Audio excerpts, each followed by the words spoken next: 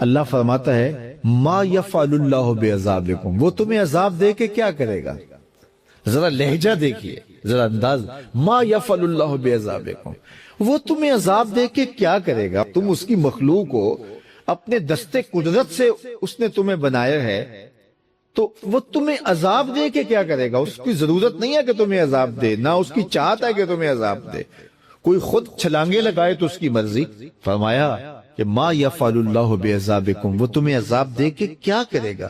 ان شکرتم وآمنتم، اگر تم شکر ادا کرو اور ایمان لاؤ تو وہ تو قدردان ہے جو کوئی اس کا شکر کرتا ہے اور جو اس پر ایمان لاتا ہے۔ تو اللہ اس کے لیے عذاب نہیں رکھا، اس کے لیے رحمتیں رکھی ہوئی ہیں۔ تمہیں دستے قدرت سے بنایا ہے اور وہ تمہیں خوش دیکھنا چاہتا ہے، تمہیں خوشحال دیکھنا چاہتا ہے، تمہیں سرشار دیکھنا چاہتا ہے، تمہیں نہال دیکھنا چاہتا ہے، تمہاری زندگی کو خوشگوار دیکھنا چاہتا ہے۔ تم نے اپنے آپ کو خود اپنے اعمال کی وجہ سے مصیبتوں میں ڈالا ہے، تو کہا شکر کرنے کی عادت ڈال لو، دیکھنا پھر اللہ تعالیٰ جل شانہ کی رحمتیں تمہارے اوپر کس طرح اترتی ہیں، اس کی نوازشیں تمہارے اوپر کیسے برستی ہیں۔ توکل اگر ہم سیکھ جائیں تو توکل ایک ایسی دولت ہے کہ جو خوشحال زندگی کی ضمانت بنتی۔ جب ہم اللہ پر توکل نہیں کرتے اور ہم سمجھتے ہیں یہ سب کچھ ہماری محنت کا نتیجہ ہی ہوگا، اور نتیجہ جب نہیں آتا تو پھر ہم بے چین مضطرب ہو جاتے ہیں، اور جب ہم اس پہ توکل کر لیں تو پھر ہمارا صرف اتنا ہی کام ہے کہ میاں ہم یہ کام کر رہے ہیں، بس یہ حکم، ہم بیج بو رہے ہیں، بس یہ حکم ہے اور بو رہے ہیں، باقی اس پہ بھروسہ ہے، یہ کام اس کا ہے کہ اس نے اس کو اگانا ہے، اس کے اوپر پھل لگانے ہیں۔ تو جب اس پہ توکل ہو جائے تو بندہ سوکھا رہتا ہے، ورنہ بندہ مشکل میں مبتلا ہو جاتا ہے۔ بسا اوقات ایسا ہوتا ہے کہ بندہ ایک منصوبہ تیار کرتا ہے، اس کا عملی نتیجہ اس کو سامنے نظر آ رہا ہوتا ہے، لیکن نتیجہ بالکل الٹ جاتا ہے۔ سید علی المرتضیٰ فرماتے ہیں میں نے اپنے ارادوں کی شکست سے ہی اپنے رب کو پہچانا ہے، کہ میں ایک منصوبہ تراشتا ہوں کہ یہ اور یوں ہوگا اور وہ ہونا چاہیے، لیکن نتیجہ وہ نہیں آتا، تو کوئی طاقت ہے اس کا جو نتیجہ بدل دیتی ہے۔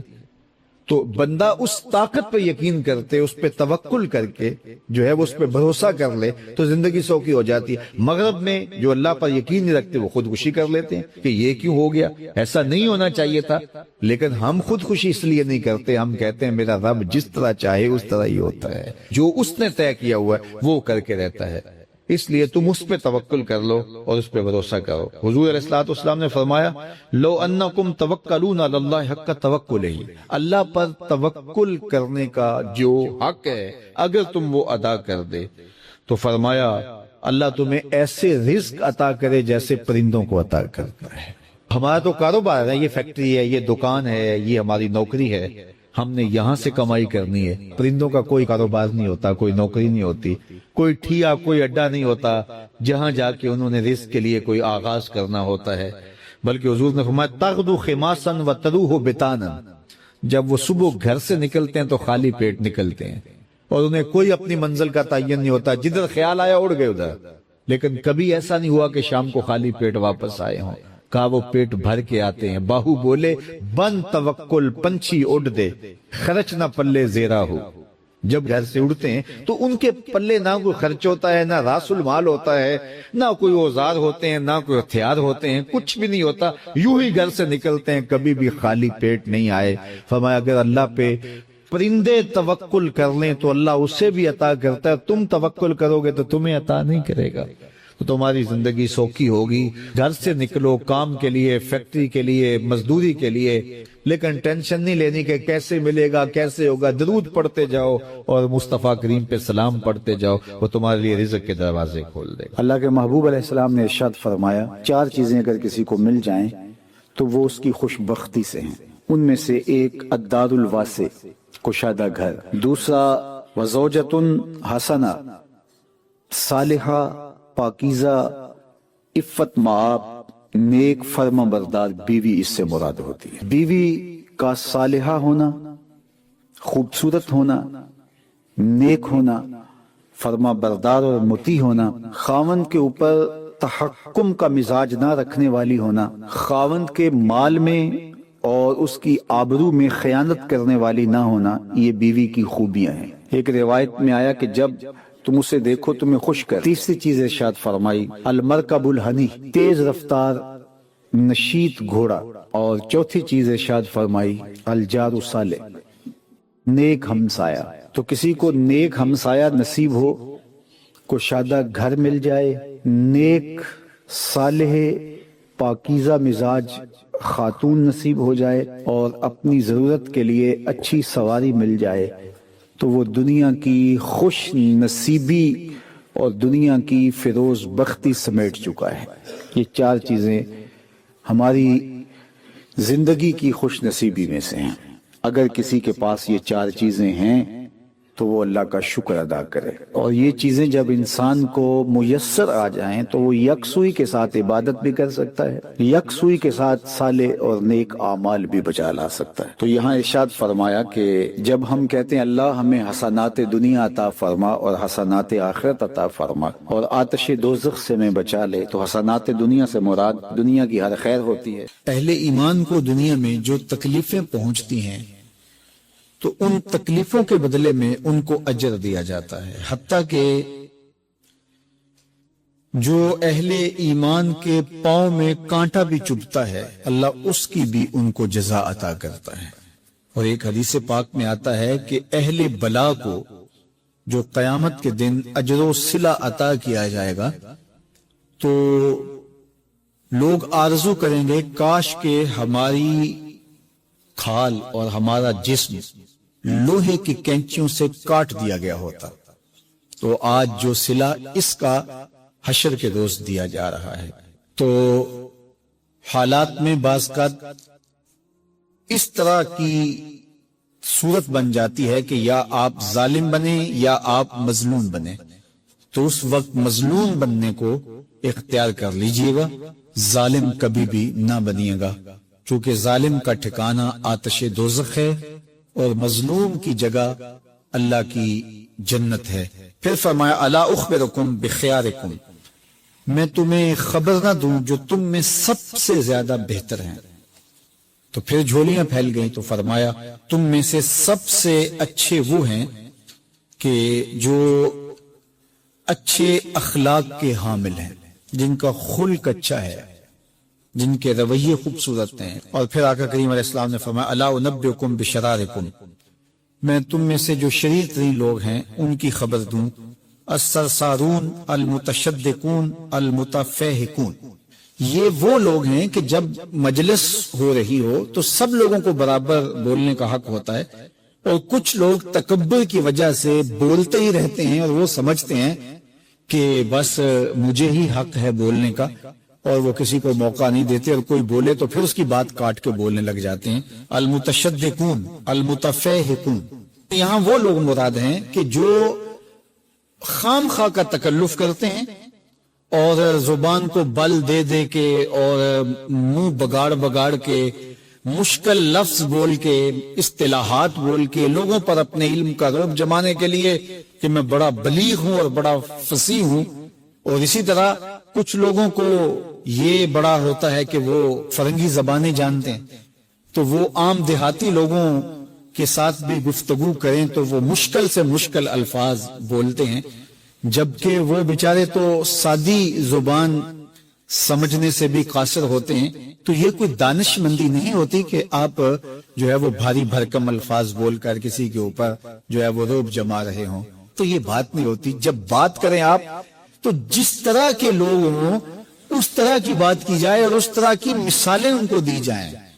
قرآن مجید میں اللہ تعالیٰ نے فرمایا کہ وہ اس بات پہ شرم نہیں اللہ کرتا کہ وہ تمہیں مچھر کی مثال دے، مچھر کی مثال دے کر کے اگر تمہاری بات سمجھ میں آتی ہے، اور مکڑی کے جالے کی مثال دے کے اگر تمہاری بات سمجھ میں آتی ہے تو اچھی بات ہے۔ دیکھو چھوٹا بچہ ہو دودھ پیتا ہو تو اس کو یخنی تو نہیں پلائی جاتی، اس کا معدہ خراب کرنا ہے، وہ برداشت نہیں کر سکتا، اس کو وہ دیا جائے جو وہ برداشت کر سکتا ہے۔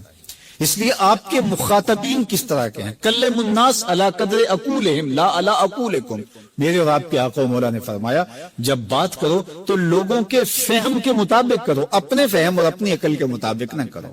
علامہ اقبال علیہ رحمہ کی شاعری اور ان کا خوبصورت ادب اگر آپ دیکھیں تو اہل علم کے لیے سوغات ہے، لیکن جب چھوٹے بچوں سے مخاطب ہوتے ہیں تو پہاڑ اور گلہری کے نام سے نظم لکھتے ہیں۔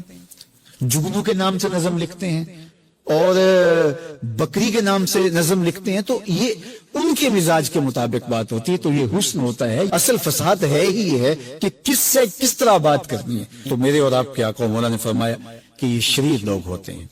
तो अल्लाह ताला हम सबको इसकी तौफीक अता फरमाए कि हम ना तो अहले दोज़ख से हों और ना शरीरों में हमारा शुमार हो। अल्लाह के महबूब अलैहिस्सलातु वस्सलाम ने फरमाया कि अला उखबिरुकुम बिअहलिल जन्नह, मैं तुम्हें अहले जन्नत के बारे में खबर न दूं? तो फिर इरशाद फरमाया अद्दुआफाउल मज़लूमून, जो मुसलमान कमजोर हैं, जुल्म सितम सहते हैं, तो आका करीम ने फरमाया कि वो अहले जन्नत हैं।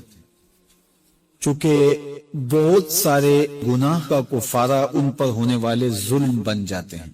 इरशाद फरमाया अला उनब्बिउकुम, क्या मैं तुम्हें खबर ना दूं बे अकबरिल कबाइर, जो बड़े बड़े गुनाह हैं उनकी। वो हमा तन गोश हो गए कि जी हुजूर इरशाद कीजिए। तो आका करीम ने जो पहली बात इरशाद फरमाई अल इशराक बिल्लाह, अल्लाह के साथ किसी को शरीक ठहराना है, उसकी जात में, उसकी सिफात में, उसके अफआल में कोई शरीक नहीं, वो वहदहू ला शरीक है। दूसरी बात हुजूर ने जो इरशाद फरमाई वो है वह अकूकुल वालिदैन, वालिदैन की नाफरमानी।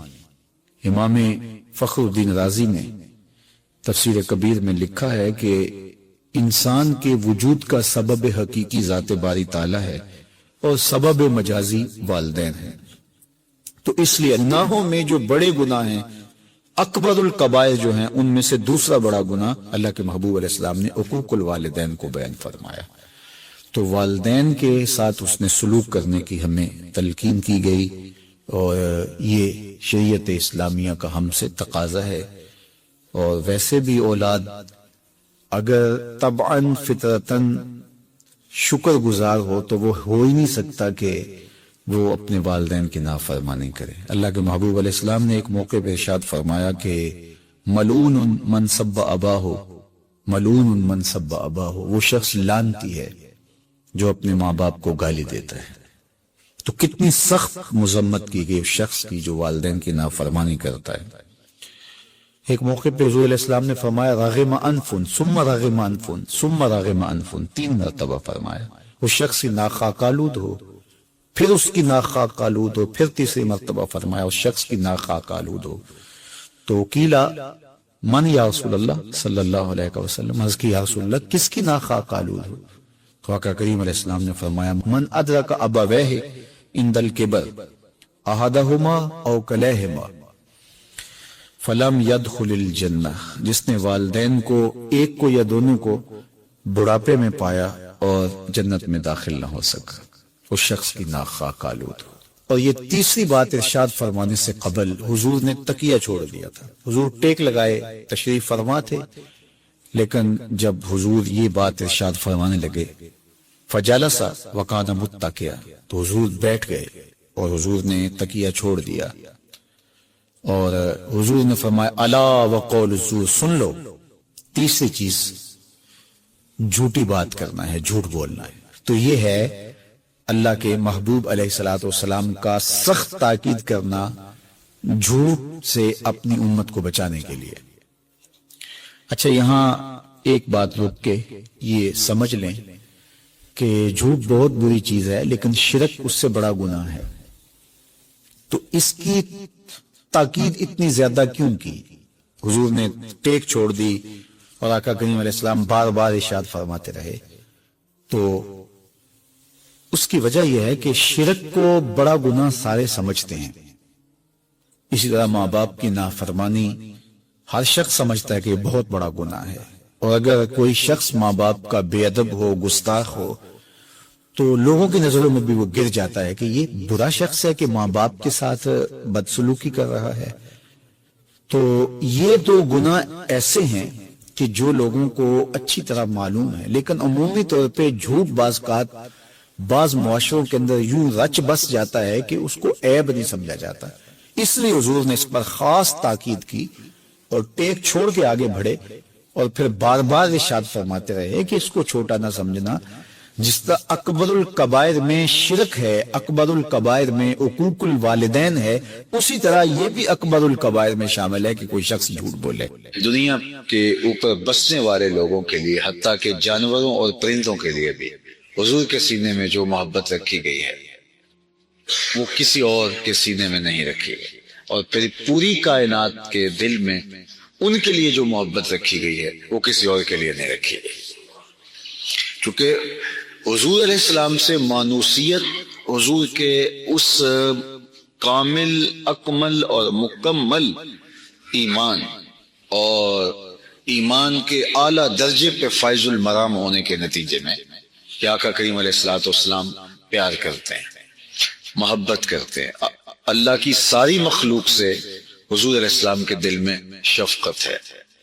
ایک جنازہ جاتا ہے تو حضور اس جنازے کو دیکھ کے افسردہ سے ہو جاتے ہیں۔ تو کسی نے کہا کہ یہ تو یہودی کا جنازہ ہے، تو آقا کریم نے فرمایا کاش کہ یہ مسلمان ہوتا اور حالت ایمان میں جاتا اور جنت اس کا مقصوم ہوتا۔ مفہوم یہ ہے۔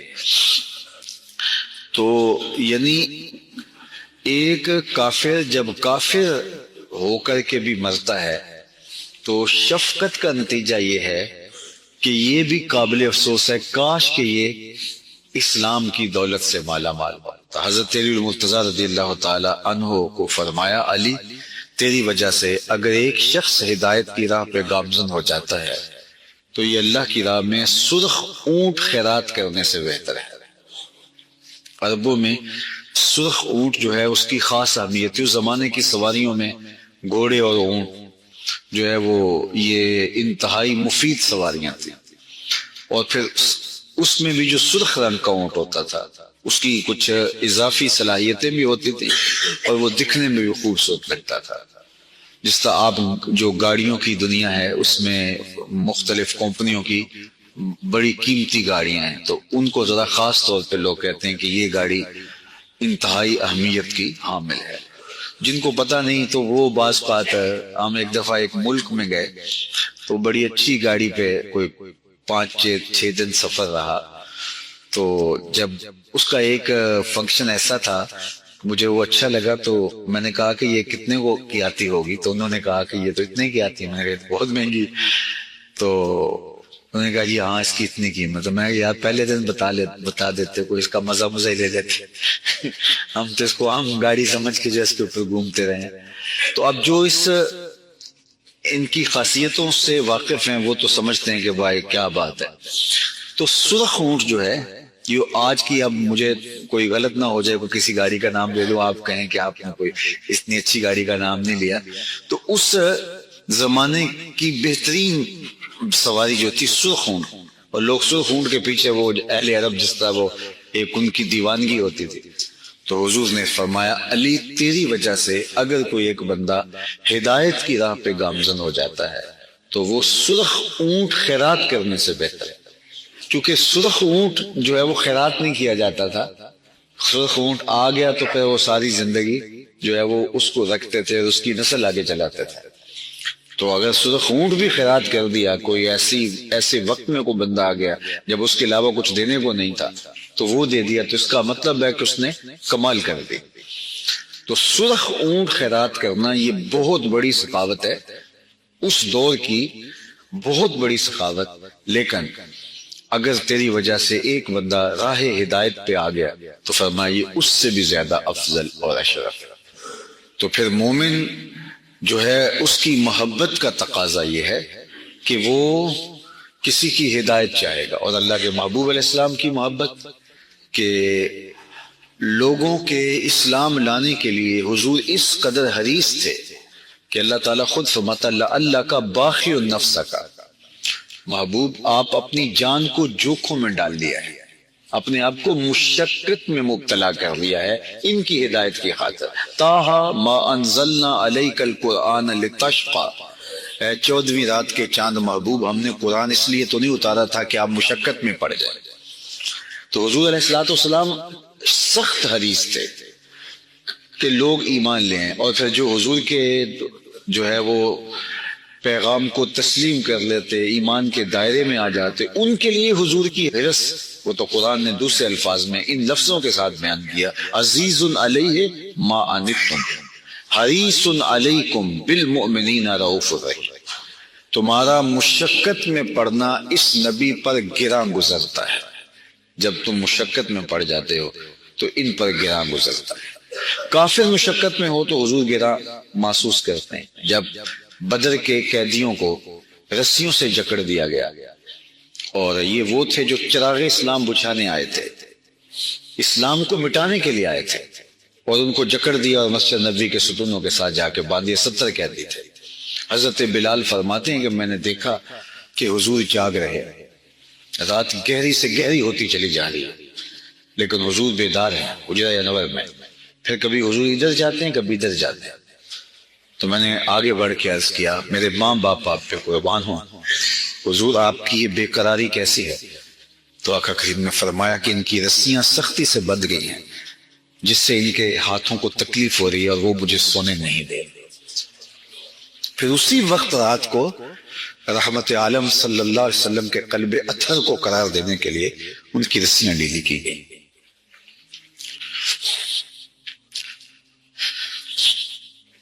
ہمارے ماں باپ ان پہ قربان ہو، یہ ہیں شفقتیں ان کی۔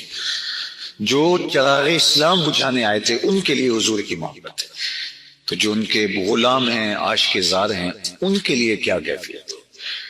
تو وہاں فرمایا عزیز علیہ ما عنتم، جب تم مشقت میں مبتلا ہوتے ہو تو اس نبی پر گراں گزرتا ہے۔ بلکہ فرمایا لو تدخلوا شوکۃ فی رجل احدکم لوجدت علمھا، میرے امتی تیرے پاؤں میں کانٹا بھی چبھے تو اس کی تکلیف مجھے ہوتی ہے۔ مبتلائے درد ہو کوئی عذر ہوتی ہے آنکھ، کس قدر ہم درد سارے جسم کی ہوتی ہے آنکھ۔ عزیز علیہ ما عنتم، تمہارا مشقت میں پڑنا نبی پر گراں ہوتا ہے، یہ تکلیف میں مبتلا ہو جاتے ہیں۔ اللہ اکبر۔ حریص علیکم، اور تمہارے معاملے میں سخت حریص، بخشش کے معاملے میں، تمہاری دنیا کی بہتری کے معاملے میں، تمہاری آخرت کی بہتری کے معاملے میں۔ حضور کے سامنے دو چیزیں ہوتی تو ان میں سے حضور آسان کو پسند کرتے، حالانکہ وہ مشکل کو بھی حضور بجا لا سکتے تھے، لیکن آسان کو اس لیے پسند کرتے کہ میری سنت لوگوں کے لیے قابل عمل ہوگی تو میری امت پر مشقت نہ ہو۔ اللہ اکبر۔ حتیٰ کہ فرمایا لولا ان اشق علی امتی لامرتهم السواک، اگر میں اپنی امت پہ شاک نہ جانتا تو میں ہر نماز کے لیے جو وضو کیا جاتا ہے اس میں مسواک کرنا لازم اور فرض قرار دیتے، لیکن مجھے لگا کہ اس سے یہ مشقت میں پڑ جائیں گے، کبھی جلدی میں ہوتے ہیں، کام کاج کا آنے والے دور میں تو فرصت نہیں ہوگی، تو جس طرح وضو لازم ہے اس طرح وضو کے ساتھ مسواک بھی لازم کر دیتا تو یہ مشقت میں مبتلا ہو جاتے۔ میرا جی چاہ رہا تھا، لیکن میں اپنی چاہت کے باوجود اس کو لازم نہیں کیا۔ کیوں نہیں کیا؟ لولا ان اشق علی امتی، کہ میری امت پہ شاک نہ ہو جائے، میری امت پہ مشکل نہ ہو جائے۔ حضور نے فرمایا لوگوں حج کے لیے آیا کرو۔ اقرا بن حابس کھڑے ہوئے کہ افی کل عام یا رسول اللہ، حضور ہر سال آیا کریں؟ حضور خاموش رہے۔ پھر فرمایا حج کے لیے آیا کرو، تو اقرا بن حابس نے کہا افی کل عام، ہر سال، تو پھر خاموش رہے۔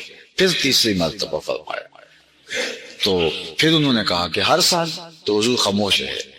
پھر وقفہ سکوت توڑتے ہوئے فرمایا کہ تم سے پچھلی امتیں نبیوں پر کثرت سوال کی وجہ سے ہلاک ہوئی، بار بار نہیں پوچھنا چاہیے، اور فرمایا لو قلت نعم لوجبت، اگر میری زبان سے ہاں نکل جاتی تو ہر سال ہی واجب ہو جاتا، لیکن حضور نے 3 مرتبہ خاموشی اختیار فرمائی۔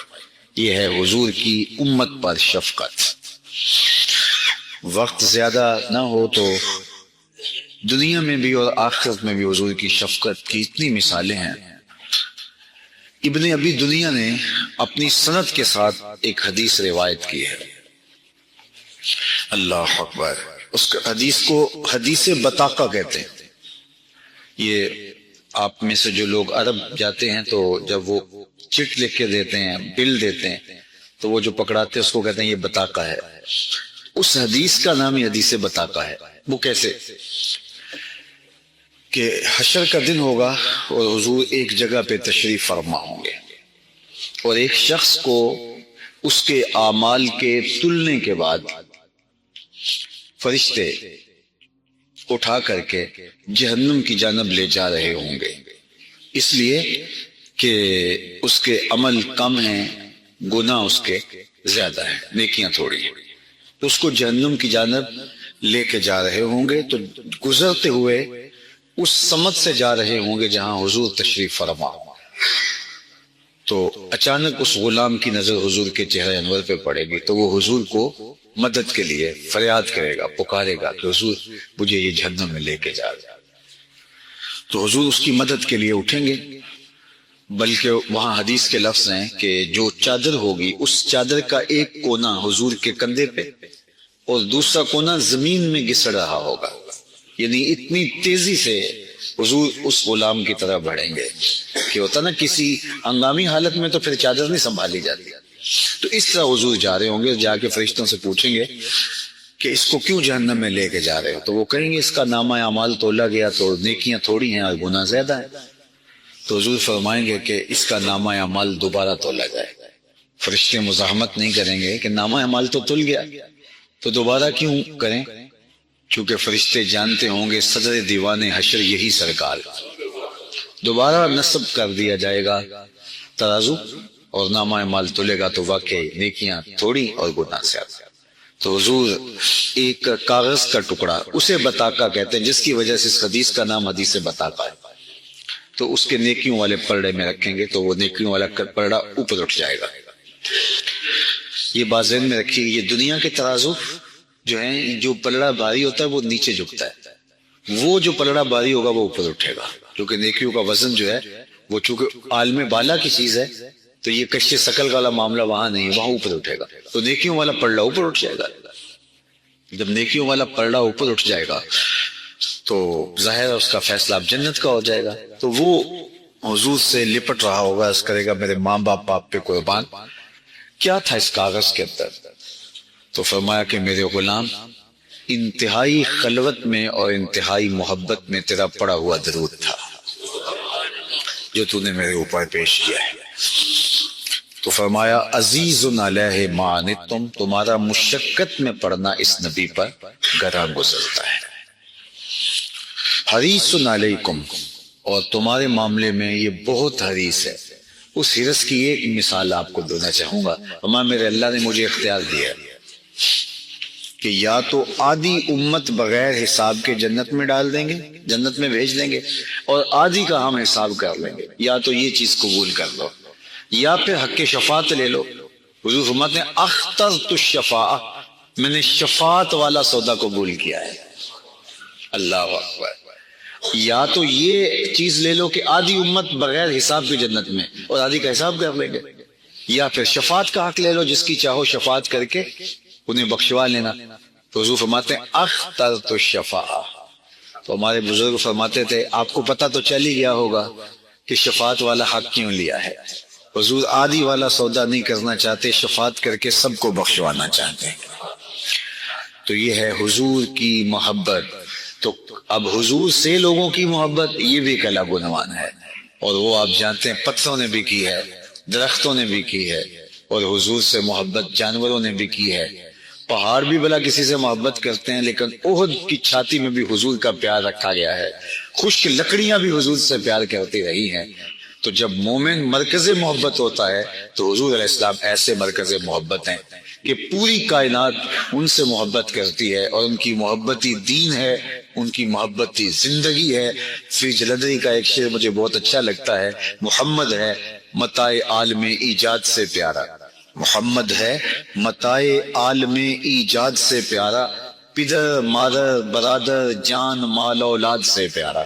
محمد کی محبت دین حق کی شرط اول ہے، اسی میں ہو اگر خامی تو سب کچھ نامکمل ہے. وآخر حضور نے ارشاد فرمایا جنت کی خوشبو 1000 سال کی مسافت سے آنا شروع ہو جائے گی. جب لوگ جنت میں جائیں گے تو 1000 سال کی مسافت دوری ہوں گے کہ جنت کی خوشبو آنا شروع ہو جائے گی، لیکن 4 اشخاص ہیں جو جنت کی خوشبو نہیں پا سکیں گے۔ وہ کون کون سے ہیں؟ ایک قاطع الرحم، جو رشتہ داریاں توڑتا ہے، کبھی اس سے لڑائی، کبھی اس سے لڑائی، کبھی اس سے لڑائی، حالانکہ حکم ہے سل من قطعک وات من حرمک، جو تجھ سے تعلق توڑے تو اس سے تعلق جوڑ، جو تجھے محروم رکھے تو اس کی جھولیاں بھر دے۔ تو جو رشتہ داریوں کو توڑتا ہے، مقدس رشتوں کو پامال کرتا ہے، بلکہ والدین کے حوالے سے یہ بات بھی سن لیں، بعض اوقات والدہ اپنی بہن سے ناراض ہو جاتی ہے، باپ اپنے بھائیوں سے ناراض ہو جاتا ہے، تو اولاد کو کہتا ہے کہ نہ ملنا، اپنے جو ہے وہ چچا تائے سے نہ ملنا، ماں کہتی ہے اپنی خالہ سے نہ ملنا، تو اب کیا حکم ہے، ملیں کہ نہ ملیں؟ تو علماء نے اس پہ گفتگو فرمائی کہ قطع رحمی حرام ہے، اور ماں قطع رحمی کا حکم دے رہی ہے، کہتی ہے، اور بندہ سوچتا ہے، بچہ سوچتا ہے کہ میری خالہ تو میری ماں کے پیچھے، میرے چچا میرے تائے تو میرے باپ کے پیچھے، جب باپ نہیں ملتا تو میرے کیا لگتے ہیں، جب ماں نہیں ملتی تو خالہ اور ماموں میرے کیا لگتے ہیں؟ تو وہ ماں کے پیچھے اور باپ کے پیچھے لگ کر ان عظیم رشتوں کو چھوڑ دیتا ہے، جبکہ لا طاعت المخلوق فی معصیت الخالق، خالق کی معصیت میں مخلوق کی اطاعت نہیں ہوگی۔ تو جو یہ چیزیں ہیں قطع رحمی نہیں کی جائے گی۔ علماء نے یہاں طریقہ یہ بیان کیا ہے کہ والدین سے چوری ملے تاکہ ان کا بھی دل نہ دکھے لیکن ان سے تعلق نہ توڑے، چونکہ قطع رحمی کے زمرے میں نہ آئے۔ تو 4 اشخاص ہیں قیامت کے دن جو جنت کی خوشبو بھی نہیں پائیں گے، ان میں سے قطع رحمی کرنے والا، دوسرا بوڑھا زانی، اور تیسرا تکبر کی وجہ سے ٹخنوں سے نیچے شلوار لٹکانے والا، اور چوتھا والدین کی نافرمانی کرنے والا۔ حضور فرمایا یہ 4 اشخاص ایسے ہیں کہ جو جنت کی خوشبو بھی نہیں پائیں گے۔ اور ایک اور 4 اشخاص کی کہانی سنو۔ حضور نے ارشاد فرمایا، اے عمر، اگر مجھے لوگوں کے سست ہو جانے کا ڈر نہ ہو تو میں تمہیں یہ بات کہوں کہ اس خبر کو جا کے گلی بازاروں میں بتا دو اور 4 اشخاص کی جنت کی گواہی دے دو کہ انہیں جنت میں جانے سے کوئی شے نہیں روک سکتی۔ عرض کی حضور کون کون؟ فرمایا ایک وہ عورت جس نے اپنی ساری محبتیں اپنے خامد پہ نچھاور کر دیں اور وہ اس حال میں مری کہ اس کا خامد اس پہ راضی تھا، جنت میں جانے سے اس کو کوئی شے نہیں روک سکتی۔ اور دوسرا وہ شخص جس کے بچے زیادہ ہیں، ذرائع آمدنی تھوڑے ہیں، لیکن اس نے اپنے بچوں کے پیٹ میں حرام کا لقمہ نہیں جانے دیا، محنت کرتا رہا، اوور ٹائم لگاتا رہا، مزدوری کرتا رہا اور اپنے بیٹوں کے لیے رزق حلال کی تلاش میں رہا۔ وہ بوڑھی کمر پہ بوریاں اٹھا اٹھا کے کام کرتا تھا اور اپنی کثیر اولاد کی پرورش کے لیے اس نے محنتیں بلی کی اور ان کو حرام کا لقمہ نہیں کھلایا۔ فرمایا قیامت کے دن اس کو بھی جنت میں جانے سے کوئی شے رکاوٹ نہیں پیدا کر سکتی۔ اور تیسرا حضور نے فرمایا وہ شخص کہ جو اپنے والدین کے ساتھ حسن سلوک کرے اور اس کے والدین اس پہ خوش ہوں، اس پہ راضی ہو جائیں۔ اور چوتھا وہ شخص کہ جس نے ایسی سچی توبہ کی کہ گناہوں کی طرف پلٹنا اس کے لیے اتنا مشکل تھا جس طرح جانور کے تھن سے نکلا ہوا دودھ واپس نہیں جا سکتا، وہ گناہوں کی دنیا میں دوبارہ نہیں جا سکتا۔ تو یہ فرمایا یہ 4 شخص ایسے ہیں، عمر اگر اس بات کا ڈر نہ ہو کہ لوگ سست پڑ جائیں گے تو ان 4 اشخاص کے بارے میں شہادت دے دو کہ یہ دنیا پہ چلتے پھرتے جنتی۔ تو ماں باپ کی خدمت کرنے والا، ماں باپ کو راضی رکھنے والا یقیناً اللہ کی نعمتوں کا حقدار ہے۔ وہ بدبخت ہیں بیٹے جو ماں باپ کو راضی نہیں رکھتے۔ اللہ کے حبیب صلی اللہ علیہ وسلم کی خدمت میں ایک شخص حاضر ہوا اور اس نے اذن جہاد طلب کیا، حضور میں جہاد پہ جانا چاہتا ہوں، مجھے اجازت مرحمت فرمائے۔ حضور نے فرمایا احیٌ والدا کا، کیا تیرے والدین زندہ ہیں؟ کالا نعم، عرض کی ہاں حضور میرے والدین زندہ ہیں۔ کالا ففیہما فجاہد، کہا جا ان کی خدمت کر، یہی تیرا جہاد ہے۔ ماں باپ کو بلکتا ہوا چھوڑ جائے اور آپ جہاد پہ چلا جائے، ماں فالج میں گری ہوئی ہے اور بیٹا تبلیغی گشت پہ چلا جائے، باپ تڑپ رہا ہے اور بیٹا پیر کی چوکھٹ پہ جھاڑو دیتا پھرے، اللہ راضی نہیں ہوگا۔ میں سچ کہتا ہوں، اپنے بھی خفا مجھ سے ہیں، بیگانے بھی ناخوش، کہ میں زہر حلاحل کو کبھی کہہ نہ سکا کند، بات وہی کہتا ہوں سمجھتا ہوں جسے حق، نئے ابلائی مسجد ہوں، نئے تہذیب کا فرزند، محمد عربی صلی اللہ علیہ وسلم سے بڑا پیر کون ہو سکتا ہے؟ لیکن حضرت وہ ویسے کرنی نہیں آ رہے۔ آقا کریم اپنے بٹن کھولتے ہیں اور کرن کی طرف، یمن کی طرف رخ کر کے لمبی سانسیں لیتے ہیں اور کہا میں رحمان کی خوشبو پا رہا ہوں۔ ایک دن صحابہ نے پوچھا بندہ نواز جس کے لیے تڑپتے ہو، جس کی ٹھنڈی ہوائیں آپ کو آ رہی ہیں، وہ آپ کا بڑا پیار کرنے والا ہے؟ کہا ہاں میرے سے بڑی محبت کرتا ہے۔ تو کہا پھر اتنی محبت کرتا ہے تو یمن تو دور نہیں ہے، بلال حبش سے آ گیا، سلمان فارس سے آ گیا، سہیب روم سے آ گیا، اور وہ یہاں یمن سے نہیں آ سکا؟ فرمایا اس کی بوڑھی اور نابینا ماں ہے جس کی خدمت اس کو نہیں آنے دیتی۔ اللہ اکبر۔ اب حضرت اویس کرنی نہیں آئے لیکن خیر التابعین کہلائے، آئے نہیں لیکن حضور ان کی یاد میں تڑپ رہے۔ اللہ، بلکہ حضور نے فرمایا کہ کوئی جائے اویس بن عامر کو ملے، اور جب ملے تو اس کو کہنا میری امت کی بخشش کی دعا کرے۔ جو ماں باپ کی خدمت کرتا ہے اس سے ثابت ہوا اس کی دعائیں قبول ہوتی ہیں۔ میں نے ایک روایت میں پڑھا ہے کہ جو آدمی روزانہ اپنے والدین کے لیے دعا کرے، والدین زندہ ہوں تب بھی، والدین فوت ہو گئے ہوں تب بھی، یہ عادت بنا لے، روزانہ ماں باپ کے لیے دعا کرے، ساری زندگی اس کے رزق میں بے برکتی نہیں آئے گی، اللہ اس کو رزق کی فراوانی عطا کر دے گا۔ اور جو والدین کے لیے دعا نہیں کرتا اللہ تعالیٰ کی رحمتوں سے محروم ہو جاتا ہے۔ حضرت ابو ہریرہ رضی اللہ تعالیٰ عنہ جب بھی ہاتھ اٹھاتے تھے تو یہ دعا کرتے تھے، اللہم اغفر لابی ہریرہ ولی من استغفر لہما، اے اللہ ابو ہریرہ کو بخش دے، حضرت ابو ہریرہ کی ماں کو بخش دے، اور قیامت تک جو ہم دونوں کے لیے بخشش کی دعا کرے اس کو بھی بخش دے۔ حضرت امام محمد بن سیرین ایک بزرگ ہوئے تابعی، جب بھی دعا کرتے تھے یہ دعا ضرور کرتے تھے، اے اللہ ابو ہریرہ کی بخشش کر دے۔ کسی نے کہا کہ تمہیں ابو ہریرہ رضی اللہ تعالیٰ عنہ ان کی ماں سے بڑی ہمدردی ہے؟ کہا ان سے جو ہمدردی ہونی ہے وہ تو ہونی ہے۔ انہوں نے کہا ہوا ہے اللہ ابو ہریرہ اور ان کی ماں کو بخش دے، جو ان کے لیے دعا کرے اس کو بھی بخش دے۔ تو میں دعا کر کے اپنی بخشش پکی کر رہا ہوں۔ تو والدین کے لیے دعا کرنا اللہ کی رحمت کو دعوت دینا ہے۔ تو فرمایا کہ جاؤ اویس بن عامر کو جانا اور جا کے اس کو میری امت کے لیے دعا کا کہنا۔ حضرت سیدنا عمر فاروق حضرت علی المرتضیٰ گئے، جا کے ڈھونڈا، تلاش کیا، اویس بن عامر ملے، حضور کا سلام کہا، بس پھوٹ پھوٹ کے رونے لگے۔ کہا بتاؤ میرے رسول کے لبوں پہ میرا نام کیسے آیا تھا؟ حضور میرا جب تذکرہ کرتے تھے کیسے کرتے تھے؟ یہ درد دیکھا تو بولے کہ کیا آپ اتنی محبت رکھتی ہیں تو پھر ملنے کیوں نہیں آئے حضور کو؟ اتنا جو پیار رکھتے ہیں تو زیارت کرنے کیوں نہیں آئے؟ تو حضرت اویس کرنی نے بات کے رخ کو بدلا، کہا تم نے میرے رسول کو دیکھا؟ تم نے میرے رسول کی زیارت کی ہے؟ کہا ہاں ہم تو صبح و شام وہاں رہے ہیں۔ کہا پھر بتاؤ حضور کے یہ ابرو جڑے ہوئے تھے یا کھلے ہوئے تھے؟ اب دونوں حیران ہو گئے۔ کہا تم نے تو دیکھا، میں نے تو دیکھا نہیں، تم بتاؤ نا، پھر میں تو گیا نہیں، مجھے کہتے ہو گیا نہیں، تم بتاؤ حضور کے ابرو جڑے ہوئے تھے یا کھلے ہوئے تھے؟ حیران ہیں۔ کہا حضور آپ ہی بتلائیے۔ کہا کوئی دور سے دیکھتا تو جڑے ہوئے نظر آتے، قریب آ کے دیکھتا تو کھلے ہوئے نظر آتے۔ یہ وہ ہے جو ماں کی خدمت کرتا رہا اور حضور کے دربار میں حاضر نہیں ہو سکا، لیکن حاضری اس کی تھی، وہ جہاں بھی تھا وہ نبی کے قرب میں تھا۔ تو اس لیے ماں باپ کی خدمت اتنا بڑا وظیفہ ہے۔ حضرت بایزید بستامی کہتے ہیں میں نے حق معاف کروا لیا اپنی ماں سے، کہ ماں تیرے حق ادا کروں یا اللہ کے حق ادا کروں؟ تو مجھے اپنے حق معاف کر دے، میں اللہ سے اپنے حق معاف کروا لیتا ہوں، اپنی اللہ کو راضی کر لیتا ہوں۔ جنگلوں میں گھومتے رہے، 12 سال بیت گئے، ایک دن دوبارہ آئے، بستام کی سمت سے گزرے، خیال آیا چلو ماں کو سلام کر جاؤں۔ تہجد کا وقت تھا، رات کا وقت تھا، دروازے پہ کھڑے رہ گئے کہ میری ماں سوئی ہوگی، میں نے کبھی کوئی خدمت نہیں کی ماں کی، تو اب اٹھا کے تکلیف کیوں دوں؟ ساری رات کھڑے رہے۔ جب تہجد کا وقت گزرا تو نالی سے پانی آیا، سمجھ گئے کہ میری ماں تہجد کے لیے اٹھی ہے، دروازے کے قریب ہو گئے تو ماں نے ہاتھ اٹھا لیا، کہ اللہ میرا بیٹا بایزید تیری طلب میں نکلا ہوا ہے، میں نے اسے اپنے حق معاف کر دیے، تو اس کو اپنا وصال عطا کر دے۔ حضرت بایزید دروازہ کھٹکھٹانے لگے اور ماں کے قدموں میں لپٹ گئے اور رو کے کہنے لگے جس رب کو میں جنگلوں میں تلاش کرتا ہوں وہ تو رب میری ماں کے پاس ہے۔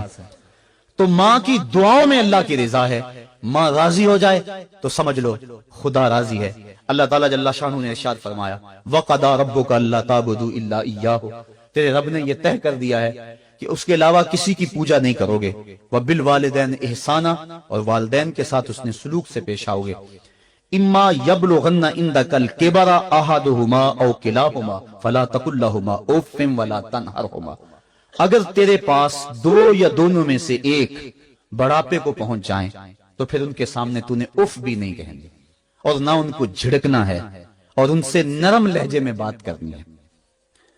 جب ماں باپ جوان ہوں، بچوں کی ضروریات پوری کر رہے ہیں، ان کے تعلیمی اخراجات اور ان کے معاشی سارے معاملات درست کر رہے ہوں، تو اس وقت تو والدین کی بچے تعظیم کرتے ہی ہیں۔ امتحان اس وقت شروع ہوتا ہے جب ماں باپ بوڑھے ہو جاتے ہیں اور چلنے پھرنے کی سخت بھی نہیں رہتی، صرف سانس کی ایک ڈوری لٹکی رہتی ہے، اور جس طرح بچہ اپنے بدن سے مکھی بھی نہیں اڑا سکتا تھا، اب یہ حالت ماں باپ پر آ گئی اور بچے کی طرح مزاج چڑچڑا ہو گیا۔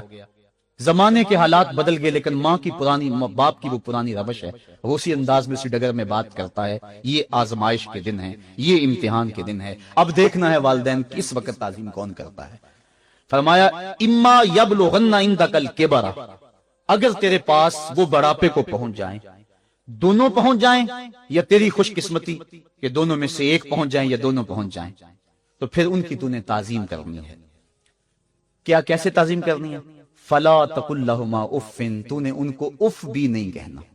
حضرت امام فخر الدین رازی کے حوالے سے میں آج ہی صبح یا گزشتہ شب اف کی تشریحات دیکھ رہا تھا، انہوں نے 12-13 اقوال بیان کیے ہیں، لیکن 2 قول فرماتے ہیں۔ اف یہ ہے کہ انسان کے بدن کے اوپر جو شفاف رہتا ہو، صاف رہتا ہو، مٹی پڑ جائے، ریت کا ذرہ پڑ جائے تو اس کو پھونک مار کے اس کو ہٹاتا ہے، تو وہ پھونک سے جو آواز پیدا ہوتی ہے اس کو عربی میں اف کہتے ہیں۔ تو پھر اف ہر اس چیز کے لیے منقول ہو گیا جو ناپسندیدہ ہے۔ ایک تو قول یہ ہے کہ والدین کے سامنے اس احتیاط سے رہو۔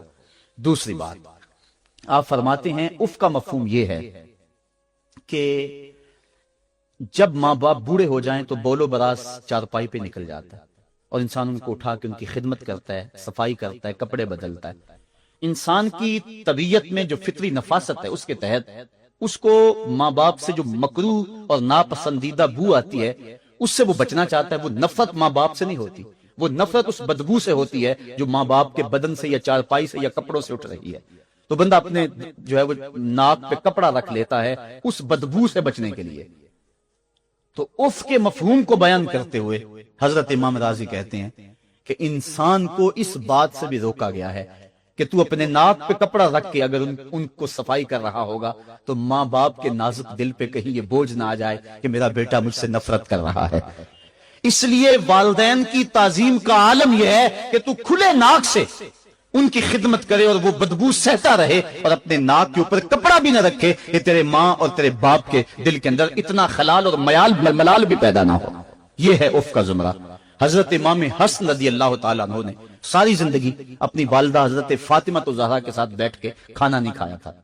ایک دن حضرت سیدہ فاطمہ نے فرمایا کہ بیٹا میرا جی چاہتا ہے کہ میرے ساتھ تم بیٹھ کے کھانا کھاؤ، لیکن تم نے کبھی بھی میرے ساتھ بیٹھ کے کھانا نہیں کھایا، کیا وجہ ہے اس کی؟ تو حضرت امام حسن فرمانے لگے، عرض کرنے لگے امی میں اس ڈر سے آپ کے پاس بیٹھ کے کھانا نہیں کھاتا کہ کہیں کسی لقمے کی طرف آپ کی نظر بڑھ جائے اور میں عدم آگہی کی وجہ سے اپنے ہاتھ کو اس لقمے کے پہ ڈال لوں اور نہ جان سکوں کہ اس لقمے کو اٹھانے کا ارادہ میری ماں کے دل میں پیدا ہو چکا ہے اور میں اللہ کی رحمتوں سے محروم ہو جاؤں، اس ڈر سے میں آپ کے ساتھ بیٹھ کے کھانا نہیں کھایا کرتا۔ یعنی ماں باپ کی تعظیم کا عالم یہ ہے، اف تک نہ کہو۔ حضرت سعید بن المسیب رضی اللہ تعالی عنہ جلیل القدر تابعی ہیں، وہ فرماتے ہیں کہ والدین کے سامنے بیٹے کی حالت کیا ہونی چاہیے۔ وہ فرماتے ہیں جس طرح بھاگا ہوا غلام پکڑا جائے اور اس کو پکڑ کے جو ہے وہ آقا کے سامنے پیش کر دیا جائے، تو اس بھاگے ہوئے غلام کو پکڑ کے جب آقا کے سامنے پیش کر دیا جائے تو جو حالت اس غلام کی ہوتی ہے بیٹے کی حالت یہ ماں باپ کے سامنے ہونی چاہیے۔ اب ان بیٹوں کو سوچنا چاہیے جو اپنے ماں باپ کو دقیانوسی کا تانا دیتے ہیں اور سمجھتے ہیں یہ اولڈ فیشن ہے، انہیں کیا پتا زمانہ کہاں چلا گیا ہے، اور ان کے فیصلوں کو مسترد کرتے ہیں۔ علماء نے اس بات کو تفصیل کے ساتھ بیان کیا ہے کہ شریعت کے جو قطعی ضابطے ہیں ان ضابطوں اور ان قوانین کو اور ان معاملات میں تو والدین کی فرما برداری نہیں ہوگی، اللہ کی اگر معصیت ہوتی ہو، لیکن جو معاملے شک والے ہیں وہاں ماں باپ کے قول کو ترجیح دی جائے۔ تو فرمایا ان کے سامنے اف بھی نہیں کہنی، وَقُلْ لَهُمَا قَوْلًا كَرِيمًا، اور ان سے نرم لہجے میں بات کرنی ہے۔ وَاخْفِضْ لَهُمَا جَنَاحَ الذُّلِّ مِنَ الرَّحْمَةِ، اور ان سے بات اور ان کے لیے اپنے بازو بچھا لینے ہیں نرم دلی کی وجہ سے، نرمی کی وجہ سے۔ جب جانور زمین کی طرف رخ کرتا ہے، اوپر سے نیچے کی طرف آتا ہے تو اپنے پروں کو سکیڑ لیتا ہے، تو اس کے لیے یہ لفظ بولے جاتے ہیں وَخْفِضْ لَهُمَا جَنَاحَ۔ تو اللہ تعالیٰ فرمایا جس طرح وہ جانور عزت سے اپنے بازو سکیڑ لیتا ہے اور پھیلاتا نہیں ہے، والدین کے سامنے تیری اکڑ، تیرا عہدہ، تیرا منصب، تیری شانیں، تو بڑا اونچا ہے، لوگ تجھے سلوٹ کرتے ہیں، تیرے ہاتھ چومتے ہیں، تجھے سلام کرتے ہیں، اونچی کرسیوں پہ تو بیٹھتا ہے، لیکن وہ سب وہاں چھوڑ دے اور ماں کے قدموں میں عاجز بن کے بیٹھ جا، باپ کے قدموں میں عاجز بن کے بیٹھ جا، وہاں اپنی اس کسی چیز کا لحاظ رکھ، پرندہ اوپر کوڑے تو پر کھولے، لیکن جب نیچے آئے تو پروں کو سمیٹ لے، تیرا عہدہ، تیرا منصب باہر رہے، جب ماں باپ کے پاس آئے اس وقت تو مؤدب غلام کی صورت میں اپنے والدین کے سامنے کھڑا۔ وَقُلْ رَبِّ ارْحَمْهُمَا كَمَا رَبَّيَانِي صَغِيرًا۔ اور اگلا حق یہ بیان فرمایا کہ اللہ کی بارگاہ میں عرض کرے اللہ میری ماں پر بھی اور میرے باپ پر بھی رحم فرما دے، جس طرح میں چھوٹا تھا اور میرے اوپر انہوں نے رحم فرمایا۔ انسان ماں باپ کے حق دے نہیں سکتا، حضور نے ارشاد فرمایا کہ انسان ماں باپ کے حق نہیں ادا کر سکتا الا یہ کہ ان کو غلام پائے اور خرید کر آزاد کر دے، اس کے علاوہ کوئی صورت ایسی نہیں ہے۔ ایک شخص نے حضور کی خدمت میں حاضر ہو کے عرض کیا حضور میں اپنے والدین کی بڑی خدمت کی ہے، اس کو امام حقی نے لکھا ہے، اور جن مراحل سے میں گزرتا رہا ہوں ان مراحل سے میرے ماں باپ گزرے ہیں اور میں نے ان کی خود خدمت کی ہے۔ آج بیٹے بیویوں پہ کام چھوڑ دیتے ہیں کہ بیوی خدمت کرے گی۔ احسان دانش کہتا ہے کہ میں نے اپنی بیوی کو ہاتھ نہیں لگانے دیا، میں نے کہا میرے ماں باپ ہے، یہ خدمت اور کوئی حاصل کیوں کرے، یہ تو میں حاصل کروں گا۔ تو ساری خدمت میں نے خود کی، جس طرح انہوں نے نوالے توڑ توڑ کے میرے منہ میں ڈالے میں نے بھی حضور ایسے کیا، جس طرح میرے لیے میری ماں رات جاگتی رہی میں بھی اپنی ماں کے لیے جاگتا رہا۔ جن جن مراحل سے میرے لیے وہ گزرے تھے اتفاقاً میرے حالات، میرے ماں باپ کے حالات ایسے پیدا ہو گئے کہ میں نے اسی طرح اپنے ماں باپ کی پرورش کی ہے اور میں اپنے ماں باپ کی جو ہے وہ میں نے خدمت کی ہے۔ تو کیا میں نے اپنی ماں کا، اپنے باپ کا حق ادا کر دیا ہے؟ تو حضور نے ارشاد فرمایا تو نے ایسے ہی خدمت کی ہوگی، لیکن جب تیری خدمت تیری ماں کرتی تھی تو ساتھ ساتھ تیری زندگی کی دعائیں مانگتی تھی، اور جب باپ بوڑھا ہو گیا تھا، ماں بوڑھی ہو گئی تھی، آزاد شل ہو گئے تھے، فالج میں مبتلا تھے، تو ان کے لیے زندگی کی دعائیں تو نہیں مانگتا تھا، تو یہ کہتا تھا اللہ انہیں پردہ دے دے۔ تیری ماں نے تو کبھی تیرے لیے پردہ نہیں مانگا تھا، بیٹا لولا ہو، بیٹا لنگڑا ہو، ماں کبھی نہیں کہتی بیٹے کو ڈاکٹر جواب دے دیں، ماں کبھی نہیں کہتی کہ میرے بیٹے کو اللہ پردہ دے دے، ماں یہی کہتی ہے مالک مجھے لے لے، میرے بیٹے کو زندگی دے دے، میں سب کچھ بیچ دیتی ہوں، اپنا زیور بیچ دیتی ہوں، میرے بیٹے کی صحت بچ جائے، میرے بیٹے کی زندگی بچ جائے۔ ماں کی موجودگی میں کوئی کہہ بھی نہیں سکتا، باپ کے لیے تو کہہ دے، ماں کے لیے تو کہہ دے بڑی تکلیف ہے تیرے باپ کو، بڑی تکلیف ہے تیری ماں کو، اللہ کرے اب پردہ ہی عطا کر دے۔ خود نہیں کہتا تو کسی سے یہ سن سکتا ہے بندہ، لیکن ماں سن سکتی ہے کوئی کہے اللہ تیرے بیٹے کو پردہ دے دے۔ تو فرمایا جب وہ تیری خدمت کرتے تھے تو وہ تیری زندگی کی دعائیں مانگتے تھے، اور جب تو خدمت کرتا تھا تیرے دل میں ان کے پردے کی آرزو تھی۔ فرمایا تو جتنی مرضی خدمت کی ہے، ماں کی خدمت کا بدل کیسے ہو سکتا ہے؟ تو ماں باپ کی خدمت انسان کر ہی نہیں سکتا تو پھر کیا کرے؟ عرض کرے اللہ میں تو خدمت نہیں کر سکتا، تو ان کے اوپر رحم فرما دے۔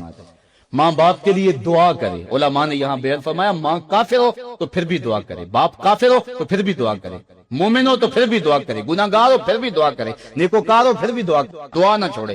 حضرت ابو ہریرہ رضی اللہ تعالیٰ عنہ فرماتے ہیں میری ماں کافرہ تھی اور میں حضور کا غلام، اور ماں ہر وقت اپنی دھن میں اور میں اپنی دھن میں ہوں۔ حضرت ابو ہریرہ کے بھائی کوئی نہیں ہے، باپ فوت ہو گئے ہیں، بہن کوئی نہیں ہے، ابھی شادی بھی نہیں ہوئی، دنیا پہ رشتے کوئی نہیں سوائے ماں کے، گھر آتے ہیں تو ماں سے بات کرنی ہوتی ہے، جو سن کے آتے ہیں ماں سے وہ دکھ بولنا ہوتا ہے، بات کرنی ہوتی ہے، حضور کی باتیں سنانی ہوتی ہیں، لیکن ماں ہے اتفاق سے کافرہ ہے، حضور کی بات وہ سننا گوارا نہیں کرتی۔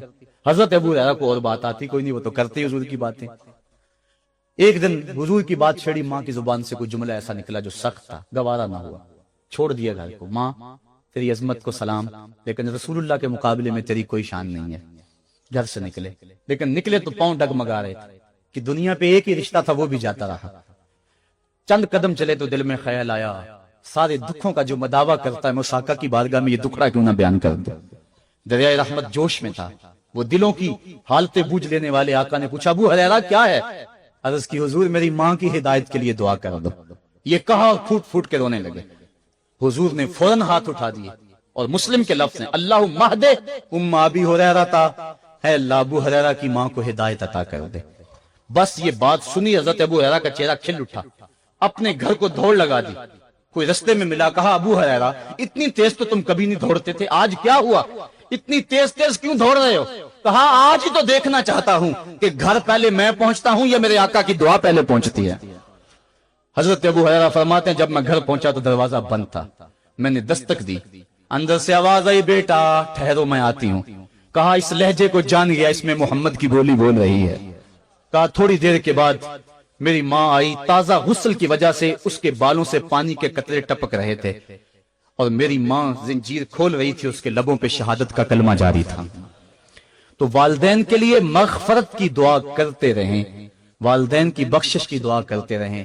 والدین جب دنیا پہ ہوتے ہیں تو اللہ کی رحمت کا گھنا سایہ ہوتے ہیں، لیکن جب دنیا سے چلے جاتے ہیں ان کی قبر سے بھی فیض ملتا ہے اور سکون اور طمانینت ملتی ہے۔ والدین فوت ہو جائیں تو ان کے حق ختم نہیں ہو جاتے، بلکہ حدیث میں آتا ہے 4 حق ایسے ہیں والدین کے جو مرنے کے بعد بھی اولاد کے ذمہ باقی رہتے ہیں۔ الصلاۃ، ان کے اوپر نماز جنازہ پڑھی جائے۔ دوسرا حق الاستغفار لہم، ان کے لیے بخشش کی دعا کرتے رہی جائے، مسلسل دعا کی جائے بخشش کی ان کے لیے۔